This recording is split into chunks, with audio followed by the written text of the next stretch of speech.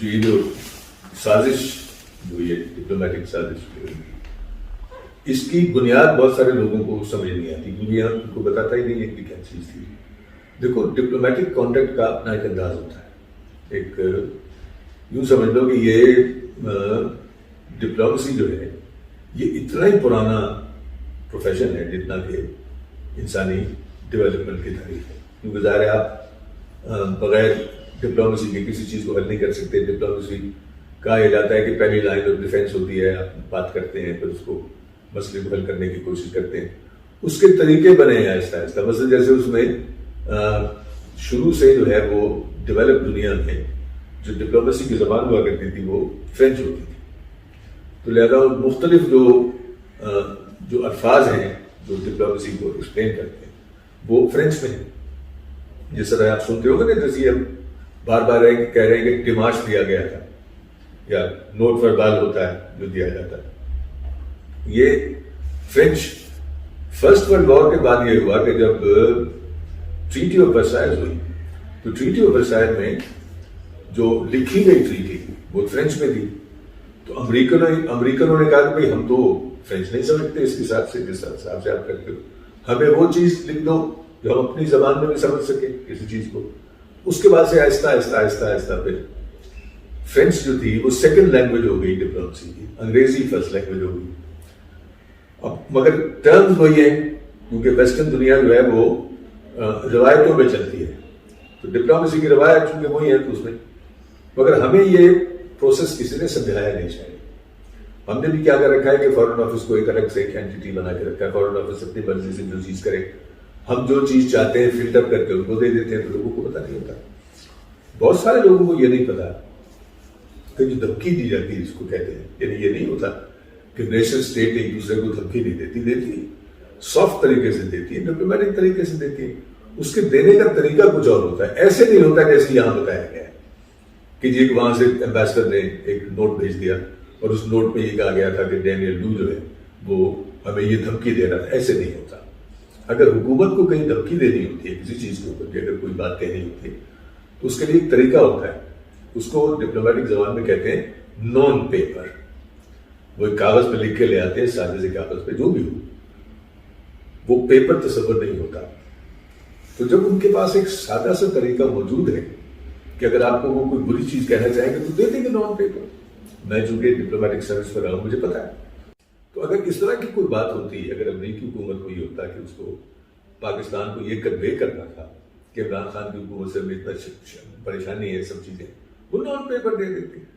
ضرورت کیا تھی کہ وہ ایک کسی ڈپلومیٹ سے ایمبیسڈر کو کہلواتے, ایمبیسڈر لکھ کر دیتا. دیکھو ایمبیسڈر کی ذمہ داری ہے, وہ آپ کے ایئرز اینڈ آئیز ہے باہر بیٹھا ہوا, وہ ہر چیز کو رپورٹ کرتا ہے.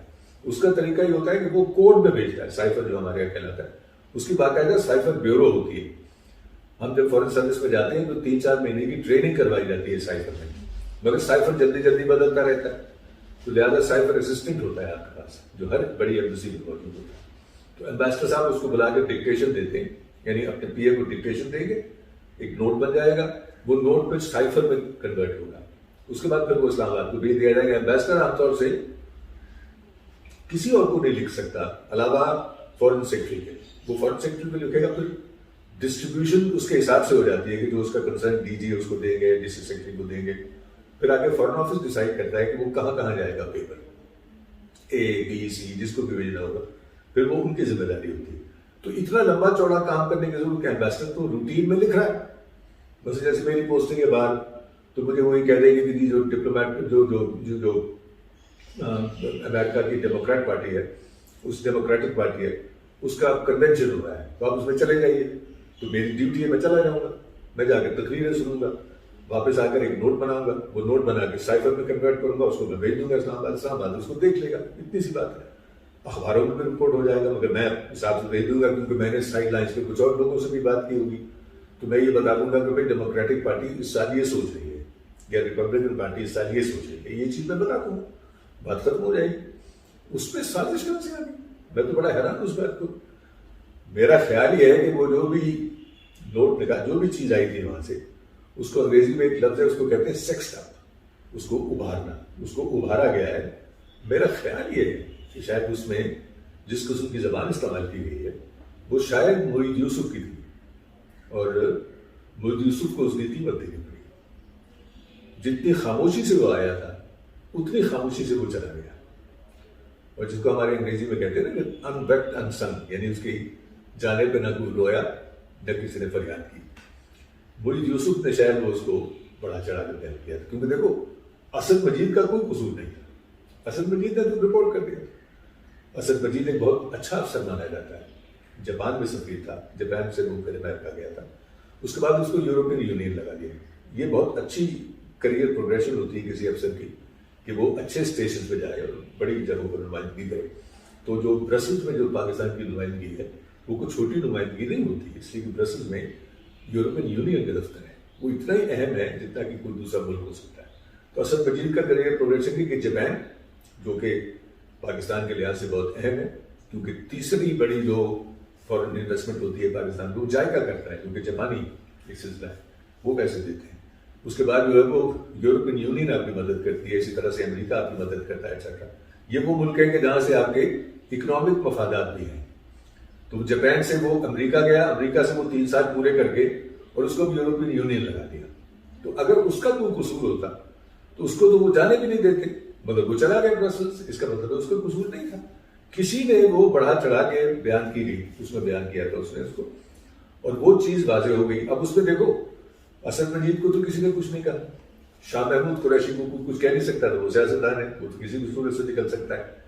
ساری کی ساری اگر بلا گری آ کر تو وہ معید یوسف پر گری، تو بھائی معید یوسف نکل گیا۔ اس کا مطلب ہے کہ سازش کا ایک کیس بنایا گیا تھا، وہ اصل میں اس طرح سے نہیں تھا۔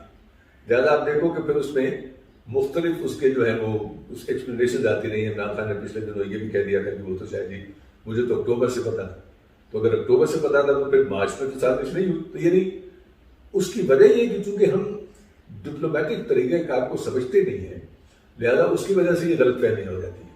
ہمارا کوئی اینالسٹ آ کر یہ چیز نہیں سمجھاتا کہ بھائی دیکھو اس طرح سے ڈپلومیٹک زبان میں نہیں ہوتا۔ اگر آپ اس بنیاد کے اوپر کوئی مدعا لے رہے ہیں، یہ غلط کر رہے ہیں، کیونکہ وہ ایسا ہے ہی نہیں، اس کا یہ طریقہ کار نہیں ہے، اس سے فرق ہی کچھ نہیں پڑتا۔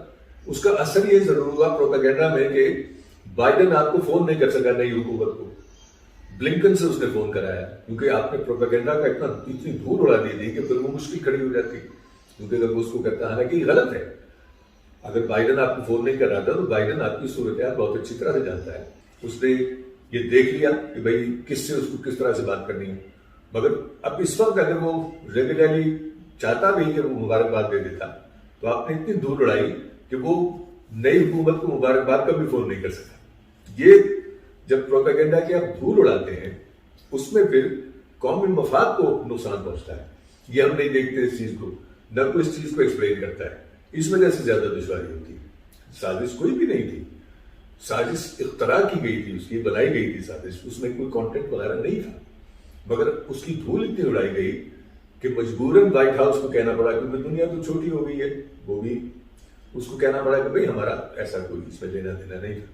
اب تک وہ چیز، اچھا اس میں زیادہ خطرناک بات کیا ہے ارشد، وہ یہ ہے کہ یہ ترکیب بار بار استعمال ہو سکتی ہے، لہذا ضروری ہے کہ اس چیز کو واضح کیا جائے تاکہ اس طریقے سے دوبارہ کو اس طرح کی جو ہے وہ سازش یا اس طرح کا نیریٹو نہ بنایا جا سکے۔ یہ ضروری ہے لوگوں کو سمجھانا کہ بھائی یہ ایسے نہیں ہوتا جس طرح سے کہ آپ کو بتایا گیا ہے، تاکہ آئندہ اس طرح کی چیز کا احتمال نہ ہو۔